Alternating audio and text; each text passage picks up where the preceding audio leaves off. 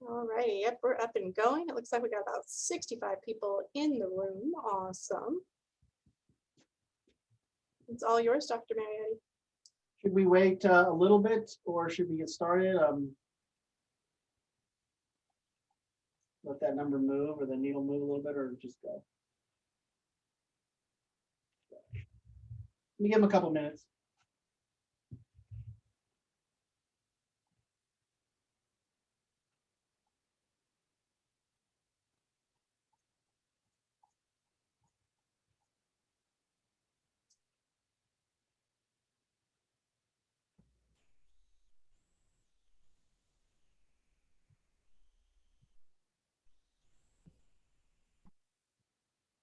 Right, for those of you popping in, I'm just going to talk about some of the technical stuff going on. You have the ability to ask questions using the Q&A feature that you'll find at the bottom of the screen. There's a thing that says Q&A, or you can use the chat feature. Just know that we're going to be holding questions. Most of those will get answered near the end, or if it's a question that we can answer via the chat, we will. But if you use the Q&A section and answer your question or ask your questions there, we can respond to them for you. So if you go ahead and use that Q&A to ask your questions, we'll try to answer them as we go. And otherwise, remember, you are in a Zoom webinar, which means your mic and camera will stay muted, and yeah, please use the Q&A to ask your questions. Thank you, Susan. Okay, I think we're going to get started. First of all, I'd like to welcome all of you to our I believe this is our third virtual town hall meeting. So welcome Fowler and Malaga communities for taking time out of your evening to spend with us to get a little bit of information regarding where we're at with COVID-19 and the reopening of our schools. So thank you for coming this evening. I just want to start this evening. My name is Paul Marietti. I'm the superintendent of Fowler Unified School District. And I wanted to start this meeting by just sharing something with you that I feel is very important. You know, there are many different opinions and beliefs regarding the pandemic and how it should be handled. And there's many ideas and beliefs about regarding our schools and if they should be opened, how they should be opened, different information like that. And we understand that that the decisions we have made and that we continue to make will not please everyone. There's no decision we can make that will satisfy every single member of our community parent. We try to make our decisions to the best of our ability with the most accurate information that we have based on the guidance that we are receiving from the state of California, Fresno County Department of Health, and the superintendent of schools of Fresno County. A person could choose to look back at some of the decisions that we've made as a school or other schools have made with the knowledge they have today and find it fairly easy to find fault. Unfortunately for us, we don't have the luxury of hindsight. We make decisions at the time that they need to be made with the information that we have. And we're going to continue to do that. We're going to continue to make decisions with the best interests of our students and staff in mind, with placing safety first, and with the information we have at the time. So far, we've received a lot of appreciation and grace from our community, from our teachers, from our staff, for the decisions we have made. We haven't pleased everybody, but overall, I believe that we've made the right decisions for the Fowler and Malaga communities, and we're going to continue to do that. So I'm going to go ahead and share the PowerPoint with you right now, and we can kind of get into where we have been, where we are, and where we see ourselves going.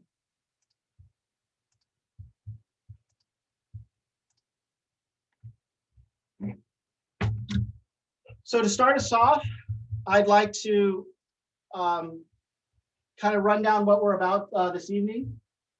I'm sharing a couple of pictures of our agricultural farm that we are finishing up building and should be ready to take a tour of and open up in the coming months. We're going to do some welcomes and some introductions. We're going to review our school year. We're going to talk about where we are and where we plan to go. And then at the end, we'll try to answer as many questions as we can from our community. First of all, I'd like to thank and introduce our Board of Trustees, Darlene Martin, our president, Mark Starkwell, the clerk, Henry Murrieta, our trustee, Art Rojas, our trustee, and Eugene Kandarian, our trustee. They are working tirelessly to try to guide us and give us the direction we need to maneuver through this pandemic. So we want to thank them for all their hard work and support. Also with us from the district office is May Yang, our Assistant Superintendent of Business, Lori Regier, our Director of Student Services, Cameron Civilian, our Director of Educational Services, and Edith Cantu, our Director of Human Resources. Our site leadership from all our sites, Rick Romero, the principal of Fowler High School, Joe Hammond, Mike McComb, administrators, Lucille Cortez, the principal of Sutter, and Patty Madrone, the administrator at Sutter, Monica Sigala, the principal of Fremont, Veronica Serrato, the administrator at Fremont, Luisa Custodio Lopes, principal of Malaga, Dr. Megan McMills, principal of Fowler Academy, and Jonathan Farley, the principal of the Virtual Learning Academy. Thank you all for being here this evening. So to begin with, I'd like to talk about the summer of 2020. In the summer of 2020, we organized a collaborative effort to develop a reopening plan. This reopening plan took into consideration input from all the stakeholders within our communities. We tried to figure out and understand with the information we had at the time how we were going to come back to school. During that reopening plan, which is posted on our website and has been revised several times, we talked about keeping our schools closed for the elementary schools until the first trimester had ended, and going back to school second trimester, which we determined would be November, and bringing back our secondary schools, our middle school and our high school at second semester. And that would be in January after the winter break. And those were what we had planned. That was the plan we had set into motion. We also provided our community and our parents with an option. If they wanted a full year of virtual school so that they didn't come back, we offered a virtual academy where students could spend the full year and not have to come onto our campuses.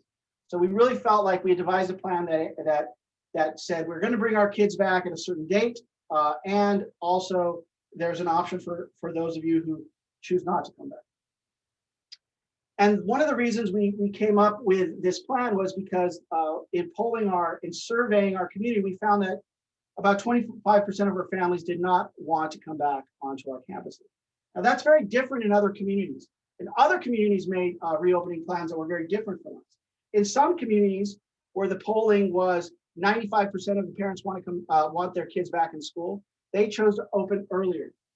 So every school district, big and small, made specific decisions based on the polling of their community and the collaboration with their community. Now, what happens is some of the larger school districts tended to just stay completely virtual, while some of the really small districts found it much easier to come back in person. So there were lots of reasons. Size mattered sometimes of your district, of your school. Community feeling mattered for your district and your schools. So we did what we thought in collaboration with our community was best for Fowler Unified School District. In the fall, we did apply for a waiver from the county so that we could reopen our schools while they were still in purple, and we received that waiver. However, that waiver was canceled in January by the state of California, but we did apply for that waiver. And we stuck to our guns, and we opened our elementary schools as scheduled on November 9th to hybrid learning. And we did this while we were in red, the red risk tier, and we opened our elementary schools to in-person learning. However, the community spread of COVID-19 became burdensome to track for us. And we made a decision the week before winter break to close our elementary schools. Not because we had COVID-19 cases in our schools, not because there was transmission of COVID-19 in our schools, but because there was such a high rate of COVID-19 in our community. Not in Fresno, not in the county, but in the Fowler and Malaga communities. And that was the reason we chose, out of an abundance of caution, to close down the week before a winter break. But because we opened our elementary schools, that's one of the reasons why we're allowed to come back and open them again. The secondary schools we had planned to reopen in January. However, prior to that, we did open cohorts at our secondary schools and actually on our elementary campuses. And these cohorts addressed students with connectivity issues. They were unable to connect to the internet for some of our special education students, our students with IEPs. Some of our English language learners came on our campus. So we were beginning to open cohorts of students, both in our athletic fields and in our campuses, for students that really needed that connection to school. And we were told by the county office, the Department of Health, that because we opened our schools to cohorts, our schools were open, and therefore we can open them. Even if we were to go back into purple, we would still be able to open. And that was what was told to us by the county. That obviously changed. So in the winter, in December, as we were coming back from winter break, we received a directive from the Fresno County Department of Public Health that asked us to delay bringing any additional students back on campus until we could get the case rates down to at least 25 cases per 100,000 population. And so we made a decision to not bring our elementaries back, to not bring our secondaries back, and wait a month at the direction of the Fresno County Department of Public Health. Then, as we were waiting in January to do that, the California Department of Public Health released their own update that overrided and superseded the Fresno County update. And the state revised the county's understandings of what it meant to be open. They said, if you had opened your schools earlier to at least one grade level, then you are open. But if you opened your school to only cohorts, small, stable cohorts, meaning the students stay together, in the secondaries, we had small, stable cohorts.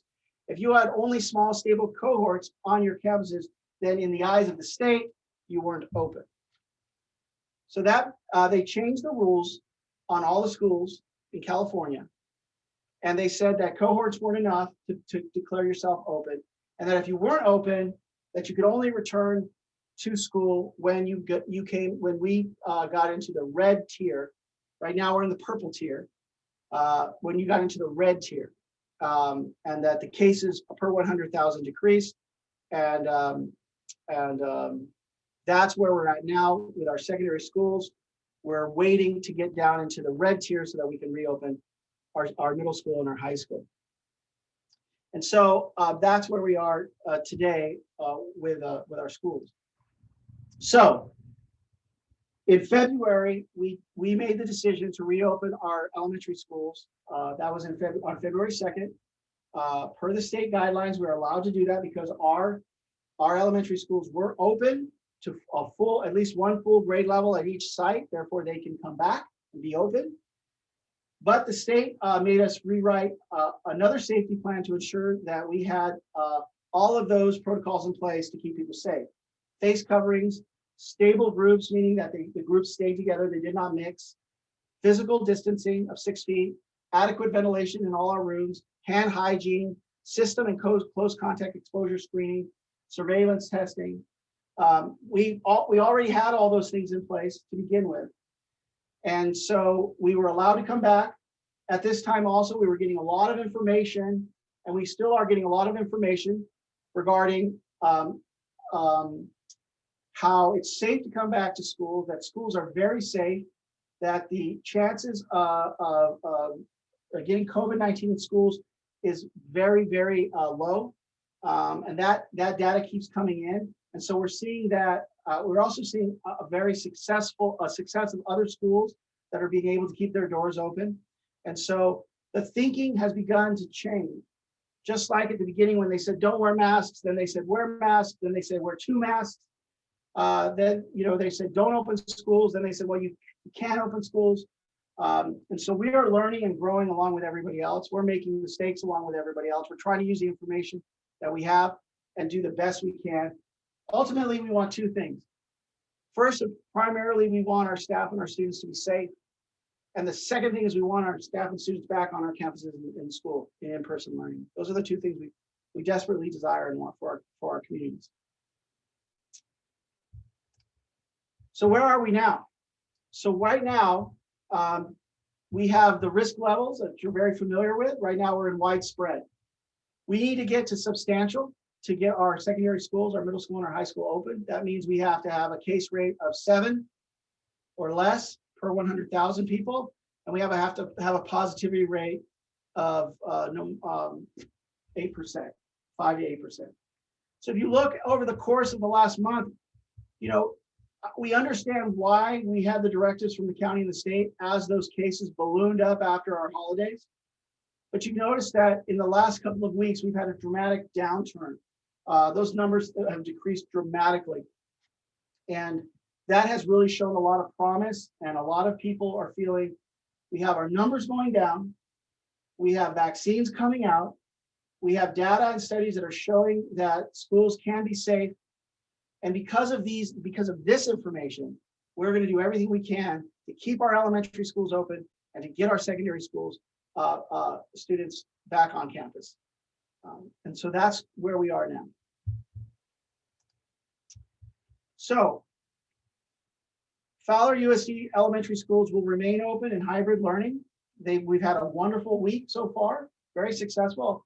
We walk through our classrooms, and our classrooms are, there's between 7 to 12, 13 students in a class. They're definitely social distance at 6 feet, and our students wear their masks. When they go out for breaks and PE, they go out 6 feet apart, and they follow all the safety. We haven't had one student not follow the protocols that we set in place, and that's wonderful. And our teachers are, the teacher that I've spoken with over the week are very happy and excited to be back. They understand the risk. We all understand the risk, but we try to minimize that risk as much as possible, both in our daily lives and in our work lives. At Sutter Middle School and the high school, we have our cohorts. We brought cohorts back. These are cohorts. These are groups of students that do online learning on school campuses. They're not getting that direct instruction on the campuses, but they're being supervised on the campuses. They're getting services on our campuses, and they're getting instruction virtually online on our campuses. And so we are doing that, and we are going to continue to increase those cohorts and the number of students in those cohorts until we can fully open to those two schools to hybrid learning. And once again, as I said, recent studies showed that if we enforce these protocols and these policies, we talk about these protocols and policies. We talk about hand washing, screening individuals coming in, social distancing, masking, staying home, students staying home when they're sick, quarantining when they've been exposed, or quarantining when you've been out of state, or quarantining when you've been out of the country. These are all things we do so that we can minimize the risks on our campuses and bring our kids back safely to school. And we know from these studies that reopening is possible, and we can do it safely if we adhere to those policies. So that's where we are. On our website, people ask a lot about what are those policies. They are detailed.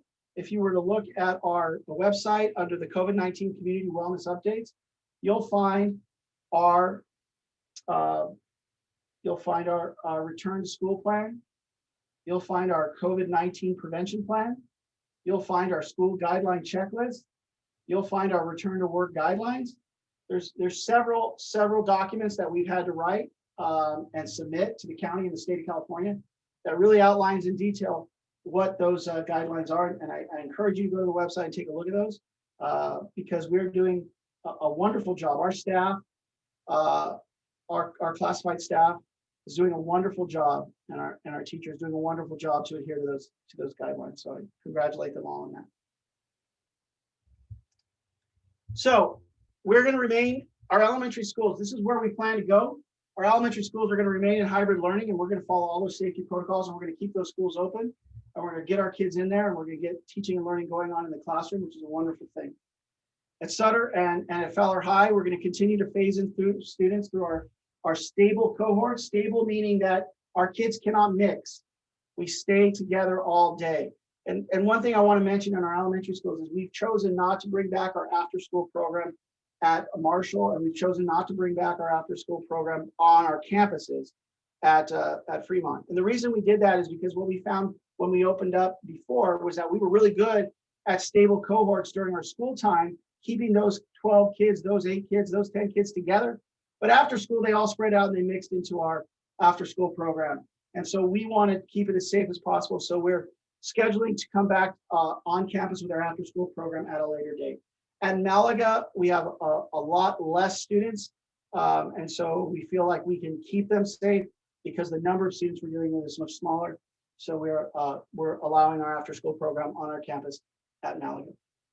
So Sutter and Fowler High will stay in stable cohorts. We'll try to increase those cohorts in the coming weeks. And we really feel, as you saw with that data, that our numbers are trending the right way. And hopefully, cross our fingers, the Super Bowl Sunday won't impact those in a negative way, and those numbers will come down quickly, and we're able to get our students back into our secondary schools as soon as we can. Some of you asked about vaccines. As you know, that we, as educators, all of our staff at schools, both our classified and certificate staff, we are in phase 1B for a vaccine, and that comes right after 1A. So we are next. That's what they're telling us. We're next. We've already spoken to the county. We've already agreed to use Sutter Middle School as a vaccine site when those vaccines come available for our community. In speaking with the county Department of Health, they're saying that would be sometime in March or April, but they were leaning more towards April. And so that's frustrating because if we're 1B and we're next and it's not till April, that's frustrating for us. And you might see on the news or you might hear through word of mouth that some districts are getting their employees vaccinated.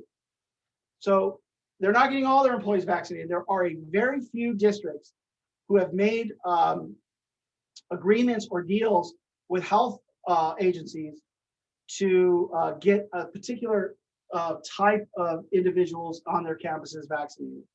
Those are done outside of the county office of education. They're done. I'm not sure how they're done, so I don't really have a lot of information. We have been reaching out to health agencies around us to see if that's something we can do, if we can partner with them. But so far, we have not been able to. So it's a very confusing time when we talk about vaccines. We haven't been told, when we do get into phase 1B and we are allowed to be vaccinated, they haven't told us who gets in line first, who gets in line second. Does Fowler get to go in the front of the line? Is Fowler going to be put in the back of the line? We don't know. They haven't told us that. That hasn't been explained to us. How individuals are going out and making deals with agencies to get extra vaccines. Right now, what we've been told by the county office is that they have a shortage of vaccines for phase 1A. So the fact that there are school districts that are somehow getting vaccines before the release to phase 1B, that's confusing. So there's a lot of confusion right now that we're trying to clarify and understand. But believe me, we want to make those vaccines available to our staff. We are not going to force anybody to take a vaccine, but we want to make those vaccines available so that our employees have a choice to get those vaccines. And we're going to do that with all deliberate speed. So some of the questions that came up, and I know there's more.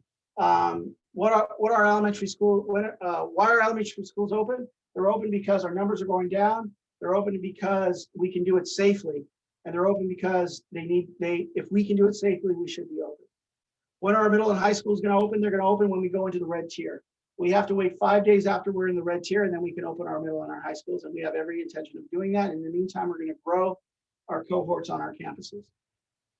Why can other schools in other communities open? They made decisions early on, and because they made those decisions early on, based on the input from their communities to open early, and because the state of California changed the rules, they get to be open and we do not. When will our after-school programs resume? They will resume. I believe we have a plan for March. We're going to bring them back when it's safe to do so.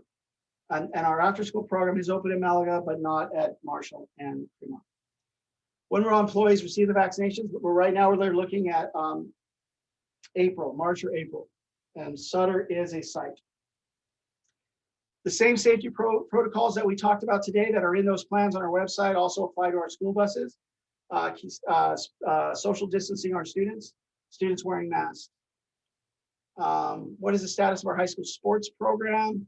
I'm going to turn that over to Mr. Joe Hammond, who would like, I believe he can talk about our sports program. Joe? Okay, thanks, Paul. I'm going to go ahead and share my screen. Good evening, everyone. Give me 1 second here.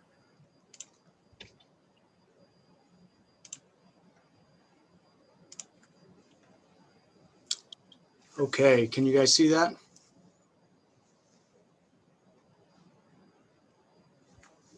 All right. First of all, just to kind of give you an update on where we are right now, Fowler High School, we are practicing. We've been practicing with a lot of our sports for a while now, some of them since August. Most of our sports are going as of right now. Obviously, those are modified practices according to California Department of Public Health guidelines. And so most of our sports are going with the exception of wrestling. And then our golf team will start up actually next week practicing. We do have guidelines from the state that we are following for our practices.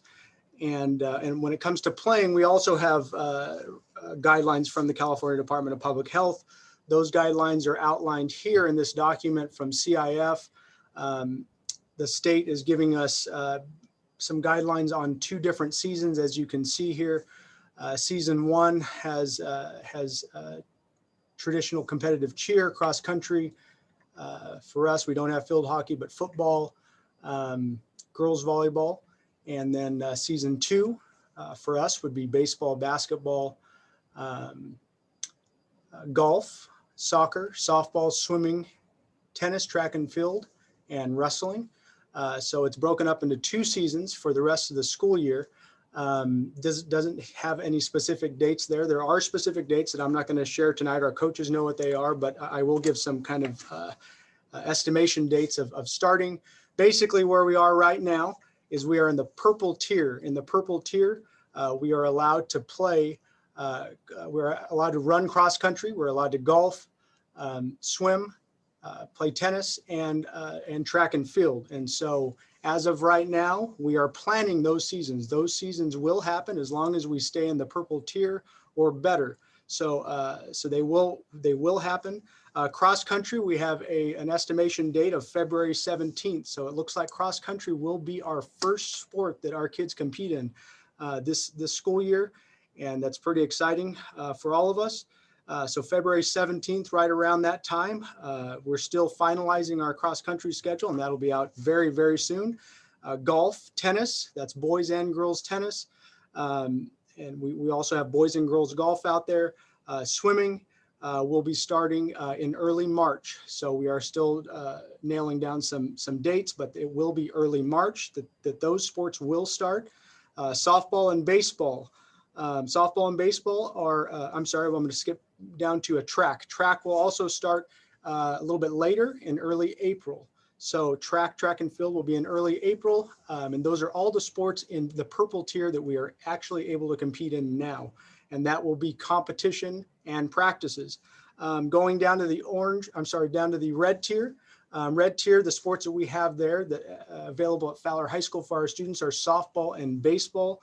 Of course, we're not in the red tier yet, but we do have tentative start dates starting in early March also. And so we are working on those schedules. We're kind of sitting on those schedules until we get get down into that purple tier. Moving along down into the moderate or the orange tier, we're looking at soccer, volleyball, and football that we play in that orange tier. And we have start dates of early March for volleyball and soccer, and start date for football in early to mid-March if we reach that tier. And so, like I said, those seasons are there, but we're waiting for the county to get into that tier. And then obviously the last level there, the minimal tier, we have basketball, cheer, and wrestling. This is competitive cheer. We do have a CIF championship for cheer and that's what we're talking about there. And wrestling, we do have to get in the yellow tier, and we're looking at start dates in April. So those dates will be in April. So that gives kind of an idea what, why our students are out there, our student athletes are out there. We're trying to just continue practices, continue to get to grow and to get better and to be around other students while they're out there, obviously in those different types of practices, than we're used to as far as the guidance goes.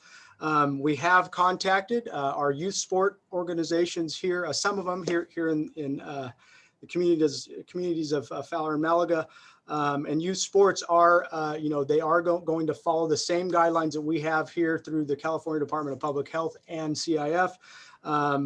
Youth organizations such as Cal Ripken Baseball and Fowler Sea Dragons have already started talking about starting up sign up. So you will see sign up information coming through. So just kind of keep your eyes and ears open for that. They're optimistic and they are planning to start. And we obviously have soccer in the fall and softball coming up. There is youth cheer. And Pop Warner football or youth football, obviously in the fall. And so we will continue to communicate with our youth organizations and continue to work with them to make sure that we have fields and facilities in the community available for them when the state allows us to. Also, over at Sutter Middle School, we are working together to hopefully open up some of our athletic programs, at least for practices. Soon, and so we're working on plans for that, and we're hoping to keep moving forward for our student athletes. I believe that's all I have right now. So thank you very much, and I'm gonna stop sharing my screen here. Okay, thanks, Joe. One of the questions we had was, what will we have a summer session, summer school, and what will the fall look like? So I'd like to turn it over to our Director of Educational Services, Cameron Civilian. Good evening, everyone. Dr. Marietti, are you able to share just that end of the PowerPoint again so we can get the translations back up and running on the bottom? I'll do my best. Thank you. So I just wanted to let you know what's going on with educational services and summer school. We definitely know that we're going to have some learning gaps to attend to. And so we have begun the process of planning a very robust summer school, taking into the count of what our needs are for our students. So we are meeting with site leaders regularly. We're working with our district academic coaches to find the best programs available. We are looking at a variety of things. We know that we have some standards that we're going to have to hit very hard over the summer. So we're going to go deep with those through summer school. Rather than cover several standards at once, we're going to pick a few and really focus on them and the power standards and dig on into those to help with those learning gaps. We also want to develop a summer school program that is exciting and engaging for kids. We're happy to have them back on campuses, and we really want them to enjoy the learning experiences with us during the summer. And so some of the processes we're taking right now to determine what those programs will be, we're reaching out to our County Office of Education, both the Fresno County Office of Education as well as Tulare County Office of Education, to see what their recommendations are. I'm also meeting often with other curriculum and instruction directors from throughout the Valley, and we're actually planning together what some of those summer programs can look like, because I believe that all of our summer programs will be a bit different this year than what we have experienced in the past. And so at that grander level, talking with our county coordinators, and also other districts, but then also talking individually with each site principal and looking at the data. So what is our data saying? Where are our gaps? And we're working to address those. So right now we're still in the planning phases of summer school, but we are definitely going to be running summer school this year. And like I said, it's going to be focused on the standards and also engaging students in some fun hands-on learning. Great, thank you so much. So now we have a few questions that have come up, so we're going to try to get into a little bit. I know that, Tamara, there was a question you wanted to answer. Yes, I actually hit the wrong button. I wanted to type an answer to him. Oh, But I accidentally hit answer live. Well, So I can just speak to a little bit. The question was, why can't the same safety measures at the elementary school be used at the middle school or the high school? Because the red tier seems like it is far away. Right now, we have to wait until we're in the red tier to open secondary schools. And the reason is because they are not stable cohorts, meaning students would have to travel from first period to second period to third period to fourth period.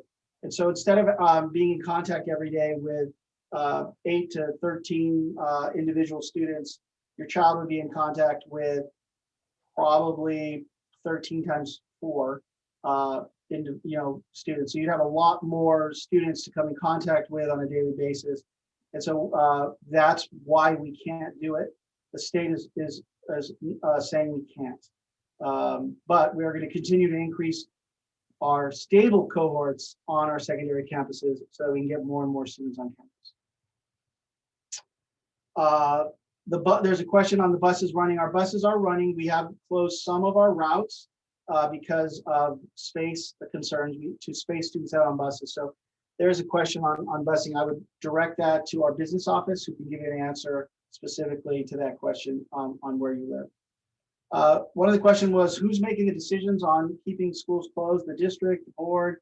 Right now, we are working with the Fresno County Department of Health and the California State Department of Health. Those are the ones that are guiding us in making those decisions. And we are following those decisions. Our teachers and staff being given considerations if they have medical conditions. We are working through our human resources department to take into consideration teachers who have pre-existing conditions. And we also are providing some time. Actually, I'll let Edith. Edith, do you want to answer that? Our Edith Cantu, our director of human resources. Yes, we've extended the First Family Coronavirus Response Act, which was set to expire at the end of December. We've extended that through the end of March of this year, which allows employees to be out for up to 2 weeks due to COVID-related reasons. There are 6 different reasons that would allow someone to utilize that leave. It can be up to 12 weeks total, working side by side with the Family Medical Leave Act. Thank you. One of the questions was concerning negativity. We know what, like I said at the beginning of this, we understand there's frustration. We're not here to really fight and argue and defend. We know that we're making the best decisions we can, and we know that some of our decisions are not popular. One of the things that has been a mantra of us since all of this started was grace. We want to give our employees grace. We want to give our students grace. We want to give our community grace, and we would hope that we get some grace in return, that we are making the best decisions we can with the information we have, that not all our decisions are popular, not all our decisions will be accepted. And there are people that are struggling. We know that there is a lot of frustration and a lot of passion for children out there. And we understand that. We do not discount your beliefs. We do not discount your opinions. We value your beliefs and opinions. But unfortunately, sometimes we make decisions that may go against those opinions. And we want you to know that you may not agree with us, but hopefully you'll understand that we're doing the best we can. Virtual learning students, there's a question that says some of our students have been in virtual learning since March of last year, and that they've been struggling. Says since then you're going to give the parents the option are you going to give the option to repeat a grade instead of pushing them along to the next grade? So that's a very slippery slope. Every piece of educational data that I've ever read, every empirical study I've ever been familiar with, says that retaining students is one of the worst things you can do to children. So we understand that we have a tremendous amount of learning loss, and that we're going to have to step it up when we can come back. That's why we want to have a robust summer session, and we want to work to find ways that we can fill in those gaps.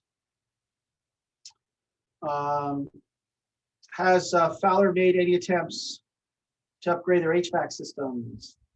May Yang, our Director of Business, do you want to talk about that, May? Yeah, so we have already installed in all of our HVAC systems currently the ionizer units and everything. So we do not and are not anticipating any UV light rating or other air filtration systems due to us already having those ionizers in there. And let's see, what are some big ticket items that the district chose to spend their COVID relief money on? So some of the big ones are actually all related to in-classroom instructional supplies and materials. We have provided teachers with new desktops, iPads, along with student Chromebooks. We have new Chromebooks that are being replenished, swapped out for students. We've supplied teachers with more than enough technology in the school sites or classrooms to implement their distance learning. So that's majority of what we've been spending our CARES Act funds on. Thank you. One of the questions was how will students be picked to return to the high school cohorts? Right now, we feel the focus should be on our seniors. Our seniors are missing out on probably some of the most precious memories of their lives.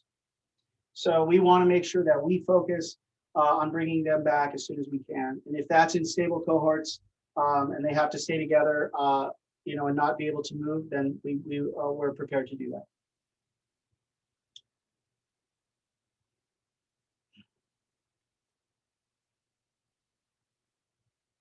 Okay.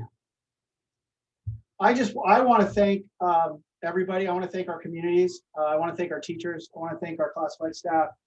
We have not had the issues that other districts have had. We have not fought each other. We have not been engaged in struggles. We have come together and we have worked together. And so I just want to thank everyone for that. Hopefully we will continue to listen. We'll continue to make decisions in the best interest of students and our staff and our community. Thank you for attending tonight. We really appreciate you being here. This is, part of the reason we're doing this is just so we get our message out, we communicate, we talk. Please reach out if your question wasn't answered tonight, or if you feel as though you need more information, please pick up the phone. If you're having concerns about busing, call our business office. If you have concerns about education, call our educational services office. Don't be afraid to reach out and talk to us because we're here to help. And we all want the same thing. All of us, regardless of our difference of opinions, we all want the same thing. We want a world in which our kids can go to school in person with our teachers. So thank you for attending this evening. I think that's it. Anybody have anything else? There's a few more questions Okay, here, go Dr. Marietti. One of them says, will virtual learning be offered for the 21-22 school year? And I can answer that. It's too soon to tell.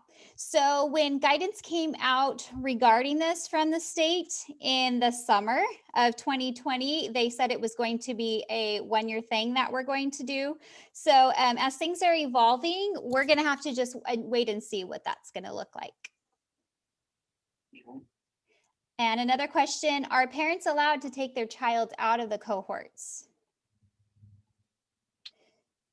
The cohorts are for students who have specific needs. They're not mandatory. However, if you don't have an internet connection, if we provided you with internet and it's not working, or you live in an area where you don't have a connection, the expectation is you'll come to the cohorts because your child has to go to school. If your child is coming into a cohort because he has an IEP and there's something that needs to be addressed, that's an expectation that they'll come into that cohort. So the cohorts are flexible, but there are some reasons why your child should be in a cohort.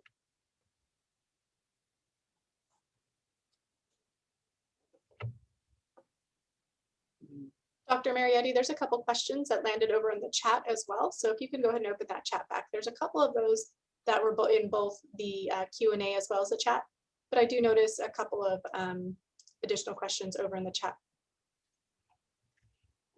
Chat, when you say chat, what are you referring to? Probably hiding under a ... Ooh, chat, I got it. Thank you. chat. It can take one of those. Will the summer session be offered in person or will it be offered virtually as well? So right now we're really looking at in-person instruction, small groups of students to do that so we can have them on campus and really get them that additional support. That does not mean there might not be a virtual option. We're exploring everything right now, but as it looks, it's most likely going to be in person. One of the questions about assessment, I think, is why are students being assessed when we mentioned grades. I know that certain assessments are required. We still have to comply with all of our state and federal plans. And so assessment are part of those plans, and we're doing our best to, all of the districts are doing their best to comply with the requirements of the state of California and the federal government while also showing grades. So Cameron, can you talk about that? Absolutely. So the data that we're getting for assessment is important because that's really going to show us where those learning gaps are so that we can begin to address them. So we are starting that, we're continuing that small group instruction to address student needs. We are trying to address those gaps. And when we have that data, it really helps us focus in on what individual students need. And so it's a requirement as part of our learning continuity plan that we collect that data. That data is going to actually be embedded into our new 3-year LCAP plan that we're currently developing because we do not have the CASP scores from last year. We have to use our local data. And so those are all part of requirements that we're doing. And plus we're going to use that data to help inform our instruction for the rest of the year, and then also look at that data to see who's going to need what during the summertime. Thank you. There's a question on social emotional supports, and I'm going to turn that over to our Director of Educational, our Director of Student Services, Gloria Reguer. Gloria. Hello, everyone. Hopefully you can hear me. Yes, we're very fortunate in our district. The district has made social emotional support a priority. We have 2 dedicated student support specialists that serve the district. And we also have a partnership with Fresno County Behavioral Health and Fresno County Office of Education for a clinical social worker. So if students are needing more intensive social emotional support, we have those folks who are able to meet with students and work with them. And if you have a student that is needing those kinds of supports, you can certainly contact your school offices and they will put you in contact with those folks. We also have put into place some curriculum and the elementary folks. And so some of the things that we're asking our teachers to do is to kind of take the temperature of the class each day, to kind of see where kids are feeling emotionally and so forth. And if they have any concerns, they then report that to their administrator or they report it to the student support specialist. So we're very fortunate to have a variety of social emotional supports available for our students. Okay, great.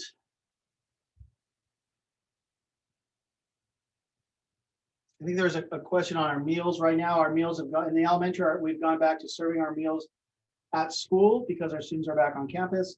And so now our meal service to the community is only at the high school. And I did type a reply to Monica that we are only allowed to do it at the high school now just because of proximity, because the elementaries are back on site. We are not able to hand out public meals at those sites anymore. And if you are referring to the stops that we were utilizing our buses or our transportation to help with those, we are no longer doing those extra stops within our areas due to our need of bus drivers going back on our routes.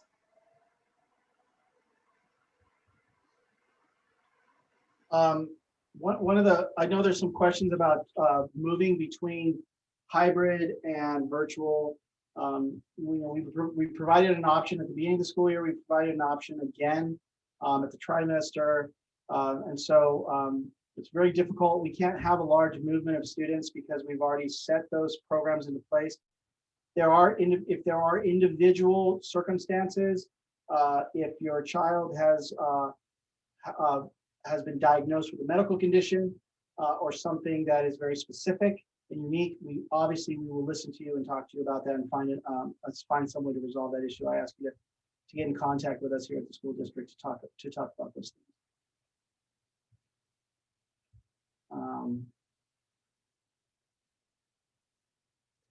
Will virtual learning continue? I think we talked about will virtual learning continue in the future. You know, that's up in the air right now. Obviously, if we have a high demand to continue virtual learning, we're going to listen to you, just like we listened when we created it. We're going to listen to that and try to find a solution to that issue.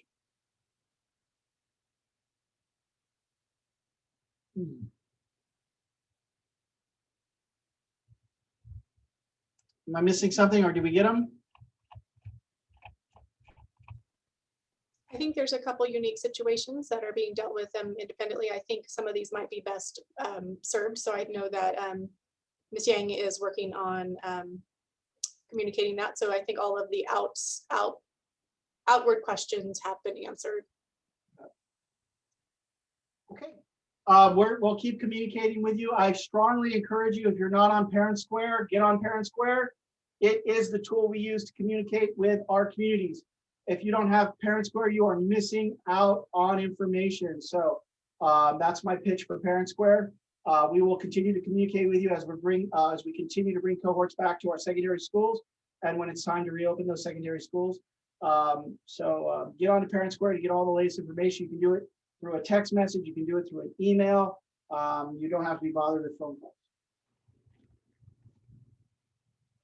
Thank everybody who stayed up late tonight to listen to us, and thank all of our administrators who stayed up late tonight to talk to you. We really appreciate all the hard work you do too. You don't get enough acknowledgement. Our site administrators definitely don't get as much recognition as they deserve. They're the ones, you know, right there with the teachers in the trenches every day trying to solve all these problems. So thank you so much for all the hard work that you do. All right.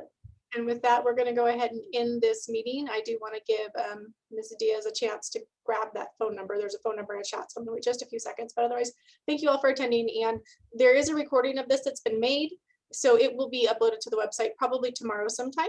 So there will be a recording available on the website, and we'll make sure that you have access to that as well. All righty. Thank you, everybody.